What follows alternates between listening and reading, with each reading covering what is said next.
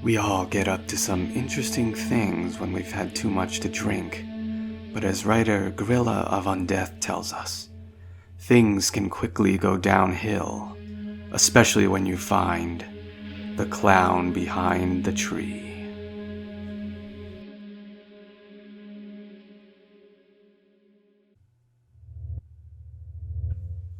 It was late at night when I stumbled out of the Uber driver's car, mumbling something about giving him 5 stars.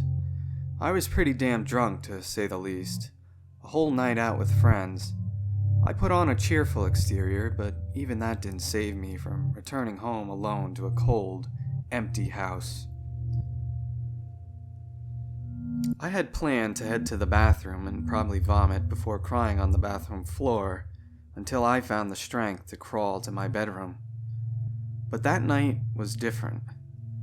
As I tripped up the small step to my front door, I searched my pockets for my keys.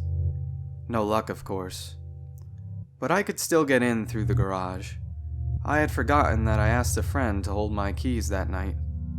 I made my way to the side of the house where the 2 large garage doors are.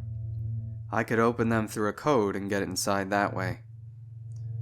I stepped into the driveway, triggering the motion-sensing light. It illuminated the driveway, but also lit up a large tree in the backyard.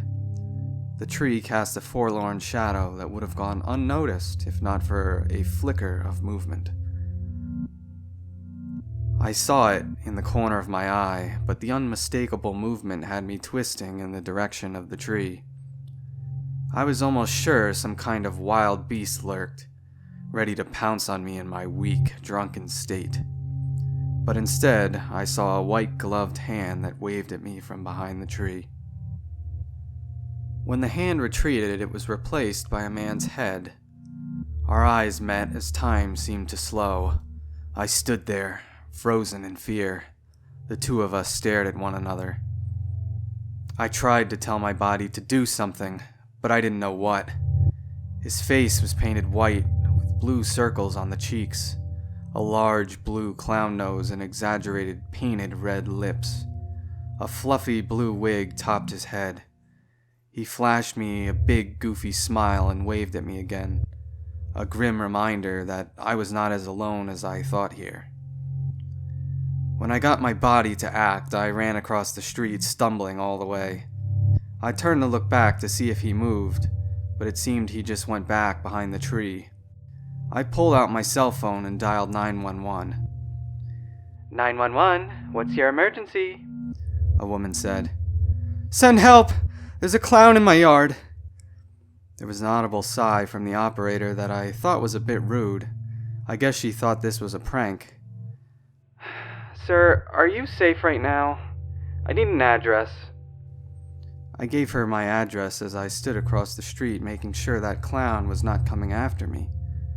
The operator stayed on the line, asking me for details on what he looked like and where he was before I spotted the police car heading my way. I waved at the officer, who pulled his car up beside me, and the operator said he would take it from there. The officer stepped out of his car. He was a large, portly man with a mustache, probably in his 40s. The relief of having him there was great. Were you the one who called? He asked.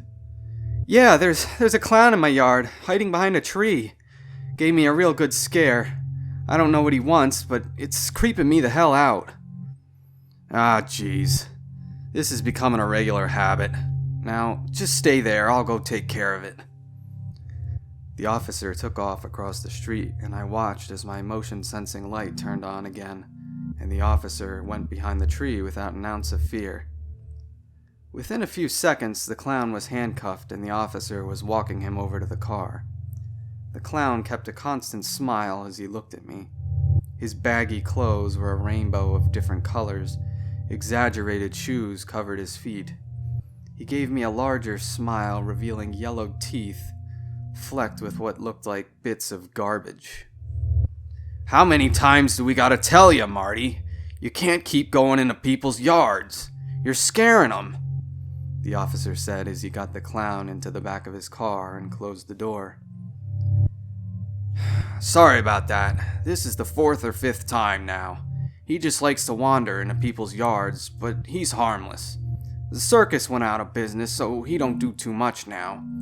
Not much we can do other than charge him with trespassing, but he usually just gets let off the hook.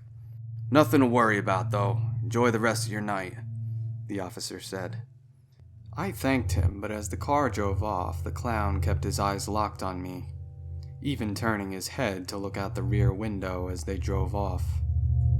An event like that would normally keep me awake, but due to my drunkenness, I got inside my house and fell asleep without thinking too much about the creepy clown. The next day, I woke with a headache, and the scary experience of dealing with the clown stuck in my mind. I went to take the garbage out, and as the garage door opened, I caught a glance at the tree again, the one he had hidden behind.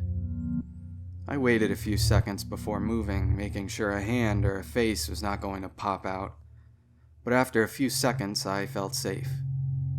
There was nothing out of the ordinary, no scary clown. It was just me in my driveway.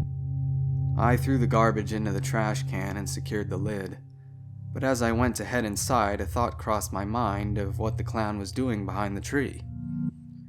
I walked over cautiously, my heartbeat rising ever so slightly until I was finally behind the tree and looking at the clown's dark work from the night before. Carved into the tree was an image of a spider, the 8 long legs stretched out to touch the sides of the trunk. The carving left me feeling uneasy, like I'd fallen into a spider's web by coming back here. I didn't much care for spiders, nor for clowns, but below the carving of the spider were a few words that chilled me. I want to be a Spider-Man. The longer I stood there looking at the carvings, the more I felt vulnerable, like I was being watched by something. I figured the clown had an obsession with the comic book character, but reasoning this still didn't put me at ease. That night, as I brushed my teeth for bed, something caught my eye. A single small spider made its way across the bathroom floor. I normally let spiders go. The ones we have here aren't too big and they'll eat other pests, but this one was especially strange. I spit out my toothpaste and rinsed my mouth before taking a closer look at the spider. The spider had a white body. That was rare. But then coating its body were these blue dots that were like nothing I'd ever seen. I looked at it for a few seconds as it crawled across the bathroom floor. It moved towards me like a menace, but I grabbed a piece of toilet paper and caught the spider with it. Squeezing hard, I could hear the squelch as the spider's guts were forced from its body. I discarded the tissue and went to get in bed. That night, I was restless. I woke up to hear the garbage cans outside falling over. This was not totally unusual, but there was no heavy wind to knock them down. The moonlight crept into my room as I laid still. I attempted to go back to sleep, but a loud thud jolted me awake and upright. Something had hit the side of the house, and then what followed sounded like a patter of feet near my window. I sat upright for a while, the moonlight casting strange shadows in my room. All I could think of was the clown peeking out from behind a door, or maybe even my dresser, like he had appeared behind that tree with no warning. As I anxiously sat in bed, I had an intense feeling like I was not alone.